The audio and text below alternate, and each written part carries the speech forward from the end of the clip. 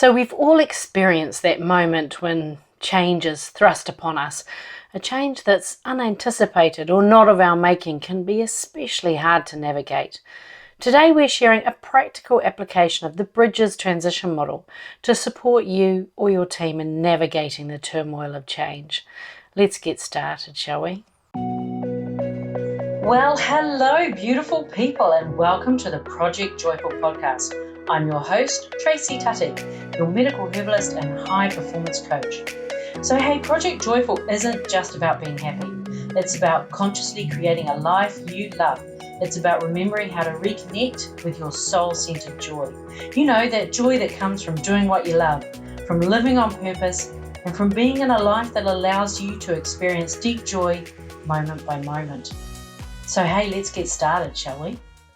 Change is a scary and confronting thing. It's because it goes against everything we're hardwired for. It's the very opposite of what our mind perceives as safe. Our mind has one job, and that's to keep us safe. Safety comes from predictability and everything that's familiar. We feel safe when we can predict the outcome with certainty. And yet the paradox is that craving variability is the very essence of being human. We change something up and move from the familiar to the unfamiliar, and then the alarm bells go off. Our mind starts feeding us thoughts designed to get us to move from the unfamiliar back to the familiar. The longer we stay in the unfamiliar, the louder and more urgent the thoughts. Those thoughts keep coming until one day we've been in that unfamiliar territory long enough for it to feel familiar.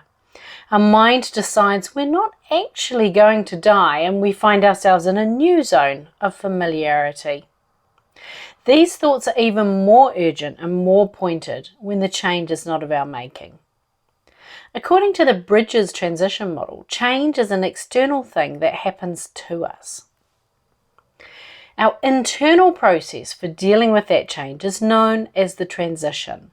And the change happens quickly, but the transition can take much longer. The Bridges transition model talks about there being 3 stages. And you can spend as much or as little time in each of these stages. So first up, we begin with the end. Something's changed. And that change means some things will never be the same again. And this is a time for taking stock and for understanding what exactly has changed. We may grieve. The Kubler-Ross model defines grief as being in 5 stages, although those stages can happen in any order and sometimes at the same time. The 5 stages of grief are denial, anger, bargaining, depression, and acceptance. It's important to give yourself permission to feel the feelings. You don't need to put on a brave face to make everyone else around you feel okay. Feel how you feel, and then move those feelings up and out of your body. During this first transition time, get really clear about what's gone and what still remains. As a manager, serve your team by communicating what exactly has changed and what, if anything, remains. Provide moments of certainty in the midst of the uncertainty by providing timelines that don't change.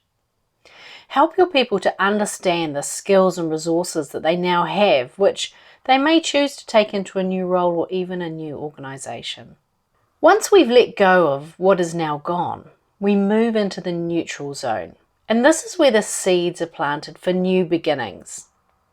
The thing is, this zone can feel incredibly unsettling because the old one's fallen away, but the new one isn't yet solidified. And this is a time of creating your next identity, particularly if your identity became entwined with your previous role. In the words of my mentor, Tracy Litt, change happens at the speed of safety. So regulate your nervous system by breathing slowly and deep down into your belly. Take that restorative yoga class, go for a walk in nature. You can't make healthy next choices with a jacked up nervous system, so focus on things that relax you and bring your parasympathetic nervous system to the fore. This is a time when we may feel anxious, tearful, confused or fragile. Gather your support team around you.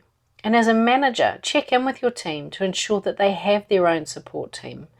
And more importantly, that they're leaning into that team.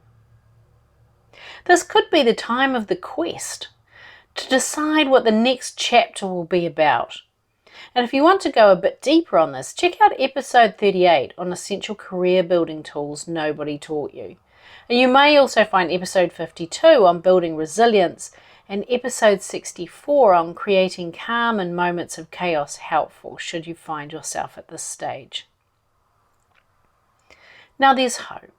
There will come a time when we feel a sense of renewal, and this is the third transition stage, a time of new beginnings. We've forged our new identity and we've embarked on a pathway that supports our evolved values and beliefs.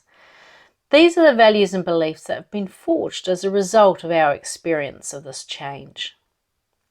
We feel hopeful. The energy reservoir is once more full. We have a renewed sense of purpose and understanding of our part within this world. We once more move from the unfamiliar to the familiar. Congratulations, you made it! Doing the inner work brought about as a result of change. It can be challenging. The key is to create pockets of safety along the way. Do something every single day that you find relaxing. Set an alarm on your phone every hour that reminds you to stop.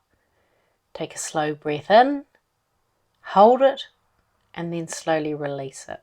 You see, there's a direct correlation between the speed and the ease of each transition stage and the degree of safety you choose to create for your system. If your team is going through significant change, serve them by showing them how they can regulate their nervous system in order to bring their parasympathetic nervous system to the fore. Sending you lots of love. Bye for now. Hey, thanks for listening to today's podcast. Can I ask you a favour? If our conversation spoke to you today, could you please take a moment to leave a 5-star review? Your review will help people discover this podcast, and together we can create a world where there's even more love and more laughter. And if you want to hear more from the Project Joyful podcast, just click the subscribe button. Bye for now.